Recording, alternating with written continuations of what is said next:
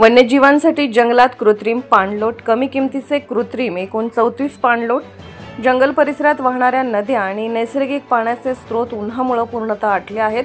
अशा परिस्थितीत वन्य प्राण्यांची भटकंती होऊ नये यासाठी मार्च महिन्यापासूनच कृत्रिम पाणलोट निर्माण करण्याची तयारी केली आहे। बदलत्या हवामानाचा मोठा फटका वन्यजीवांना बसला आहे। भीषण वनवे व उन्हाची तीव्रता वाढल्याने वन्यजीवांची खाद्य पाण्यासाठी भटकंती सुरू आहे। त्यामुळे वन विभागाने पूर्व पेंच पिपरी या जंगलात 34 पाणलोट तयार केलेत। या पाणलोटवर वाघ, बिबट्या, अस्वल, सांबर, नीलगाय, ससे, हरिण, रानडुक्कर, मोर अशा वन्यजीवांची तहान भागत आहे।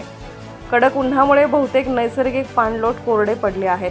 त्यामुळे वन्यजीवांसाठी वन विभागाच्या वतीने कृत्रिम पाणलोट तयार केलेत। उष्ण आणि उन्हाळ्याच्या दिवसात पक्षी आणि वन्यजीवांना पाणीपुरवठा करण्यासाठी श्रमदानाच्या माध्यमातून पूर्व पेंच पिपरी या वनपरिक्षेत्रातील अमलतास पर्यटन संकुल येथे कमी किमतीचे कृत्रिम एकूण 34 पाणलोट बांधण्यात आलेत।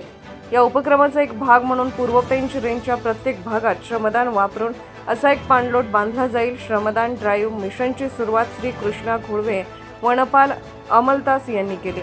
ज्या ठिकाणी नैसर्गिक पाण्याचा स्रोत उपलब्ध नाही या पाणलोटासाठी जागा काळजीपूर्वक निवडण्यात आली आहे, ज्यामुळे ते झाडांच्या सावलीत राहतील याची खात्री केली जाते, ज्यामुळे उष्णतेमुळे पाण्याचे बाष्पीभवन कमीत कमी होऊन प्राणी आणि पक्ष्यांना विश्रांतीसाठी जागा मिळते। या आव्हानात्मक परिस्थितीत वन्यजीवांना अत्यंत आवश्यक असलेले जलस्रोत उपलब्ध करून देणे हा या उपक्रमाचा उद्देश आहे। जनता टाइम्स जटा टीव्ही चॅनलसाठी राजू कापसे, उपसंपादक। Subscribe now and press the bell icon. Never miss an update.